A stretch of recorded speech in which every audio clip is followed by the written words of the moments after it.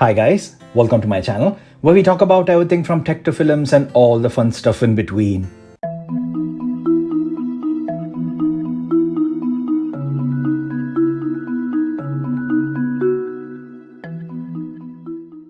So, can we have this discussion now, especially when the M1 MacBook Air shares the same DNA as the iPads? I especially want to compare it with the iPad Air 4 as the A14 processor has got this same kind of architecture with the M1 chip in the MacBook Air. But there would be similarities to the iPad Pro as well, guys, so the points will hold true in both the cases. So sit back, guys, and relax. Let's try to answer that age-old question of whether you should buy an iPad or a laptop. MacBook Air. Just before we proceed, please do subscribe to the channel and show your support, guys, and I will continue making fun and informative content for you. And this is the final call for the Amazon gift card giveaway, guys. 2 into £20 gift cards to any country that will allow me to send Amazon gift cards. All you have to do is be subscribed to this channel and go and follow me on my Instagram account. So let's get on with the video. But before we proceed, I thought that if you're interested in Geekbench Scores, then this is how they compare against each other. And so I thought about this long and hard and came to a conclusion that it would be perfect to break it down by the type of user. So we have the following. Number 1, casual user. 2, office workers. Number 3, students.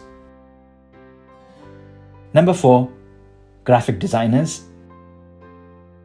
Number 5, gamers. Number 6, programmers. And finally, number 7, your grandparents. So let me give you my thoughts on each of these type of users, and then you can comment down below if you agree or disagree with me. And if you want to add anything else, please feel free to do so. Once again, guys, these are just my suggestions and my thoughts, and I would like to mention that there are always exceptions. And this is an open debate, so feel free to chip in, feel free to correct me, and feel free to add anything else which I've missed down in the comment section below. Starting off with the casual user. I think most of us will have that casual user in us. Casual users who like to do tasks like surfing the web, online shopping, watching movies, social media, and maybe a bit of emails and the occasional printing. For most of these tasks, the convenience of doing it from any place of your house is of utmost priority. Sitting at the desk, laying on your couch or on your bed, the MacBook Air is light and easy enough to carry this around, but in comparison with the iPad, you do feel that 1.29 kilos weight quite significantly. The iPad Air, on the other hand, provides that ease of use to use at any corner of your house in any angle and any orientation. And now with the iPad OS trying to bridge the gap between a laptop and a tablet, you do not get cut down versions that hinder your experience. Websites are full desktop versions and not the cut down mobile versions like how you used to get before. And there are specifically designed apps making full use of the iPad's extra screen real estate, providing you that complete experience. And the ease with which you can connect a keyboard or add a stylus or even AirPrint onto a printer ticks all those additional boxes. And when it comes to watching movies, I don't think any other device can top this in terms of viewing comfort it offers and that extensive media library that is available. So casual users, run and get yourself the new iPad Air 4. It is pro-level performance in the mid-tier product, making that iPad Pro seem a bit unnecessary at the moment. Next type of users is office workers.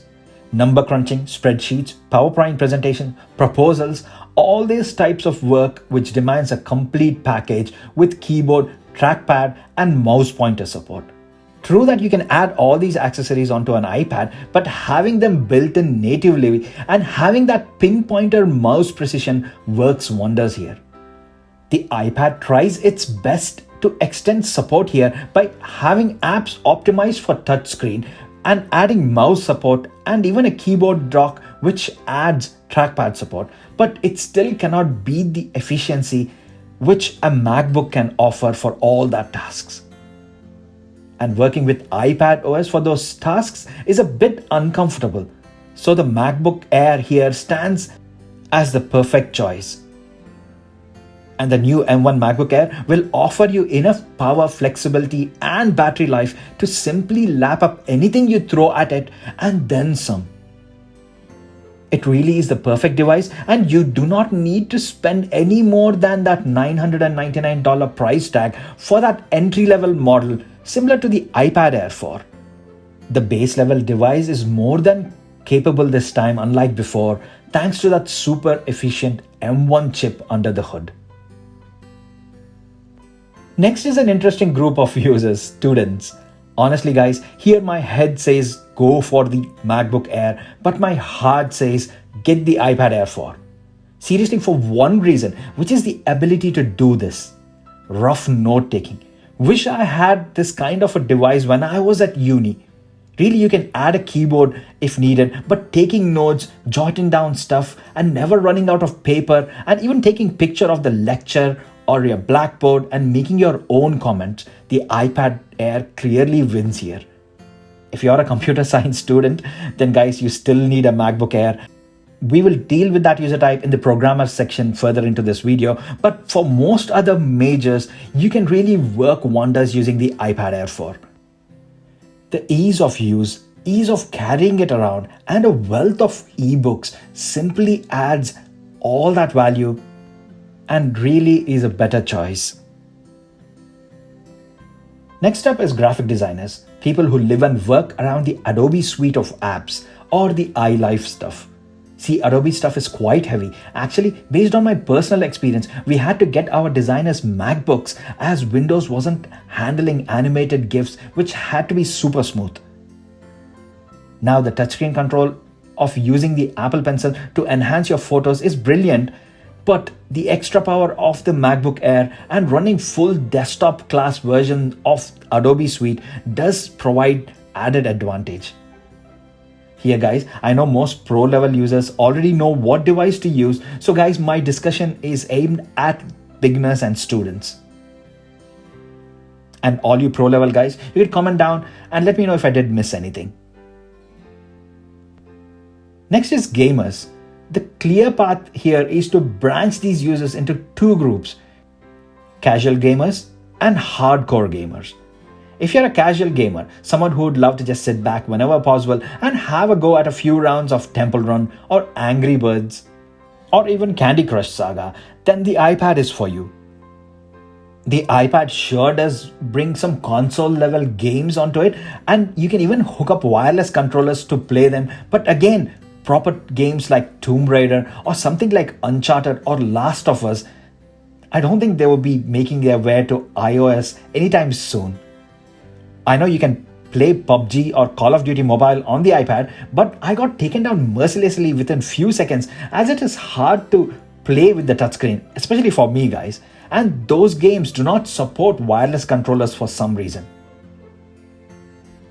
Coming to hardcore gamers, you get some amazing choices here guys. Games like Tomb Raider, Batman, Total War. The MacBook Air can seriously handle all of those and even allows you to connect external controllers to help with your gameplay.